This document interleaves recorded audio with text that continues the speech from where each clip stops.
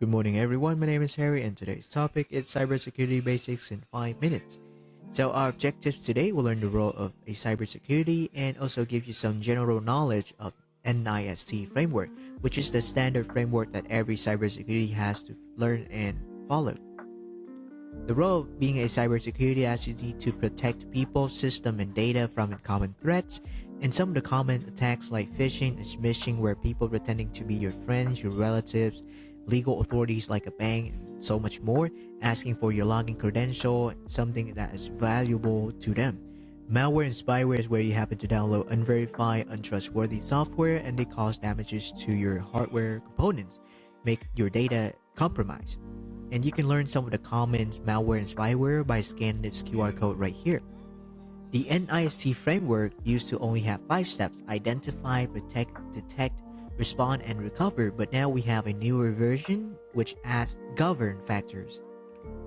So govern, just like having a blueprint before building a house, you need to understand the mission, what are the requirements, what are the factors that may affect this organization so you can have a decision accordingly, and what are the risks and what risk should be assessed, prioritized, and addressed, right?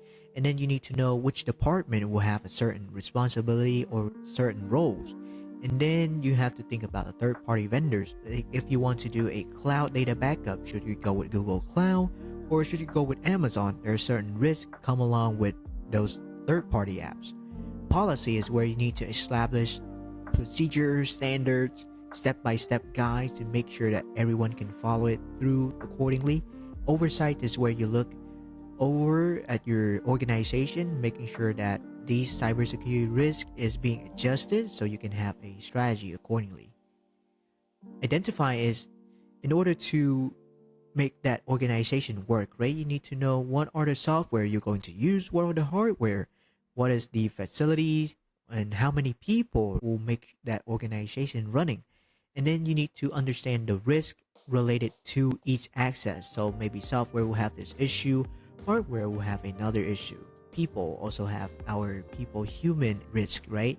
You need to understand the risk. And improvement is where you need to identify what can be improved based on these cybersecurity risk. Maybe for human error, you can have multiple factor authentication instead of one authentication at a time. Protect is where you make sure only authorized user, devices, or services can access to a certain thing. You need to apply what we call a least privilege. The guest can only access to a free Wi-Fi and that's it. A doctor can access to a patient health record and that's it. Platform security is where you make sure the software is up to date. There's no compromise in hardware and service components. Make sure to keep the system consistent. That way, the technology infrastructure will be resilient, right? Awareness and training is where you educate people, make people realize that there are certain cybersecurity related tasks, there are human error risks that may occur in this cybersecurity environment. Data security, that you need to protect confidentiality, integrity, and availability of the information. So the information only accessed by authorized user, it has to be modified by only authorized user, and it has to be available.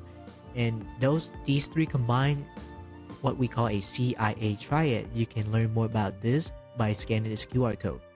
Technology infrastructure resilience, where you make sure your infrastructure can remain resilient under severe condition and attack. Maybe you need to have 2 power supply instead of in case of a blackout, or maybe 4 drives to make sure that if one drive fails, you still have the other 3 drives running.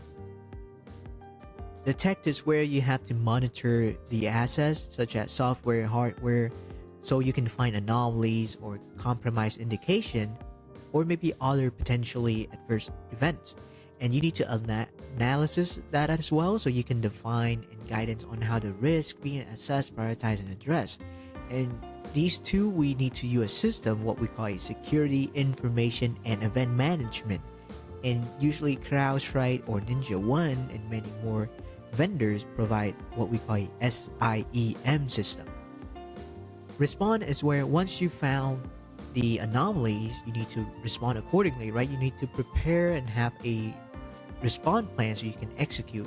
and it has to be a certain people, a certain roles to do that, right? You need to have resources to handle the incident, and you need to make sure that you have to communicate internal external stakeholders, telling them what's going on because it's required by regulation, laws, or policies. And then you need to analysis the incidents, what are the causes, how big the effects is to execute the right response. And you have to mitigate that incident to make sure that the damage is minimal. So all of these four combined, we need to have a system, what we call a security, orchestration, automation, and response, or SOAR for short. You can learn more about this system by scanning this QR code right here. Finally, once you have identified, you notice the anomalies, you have a response to it, and finally you have to do what we call a recover.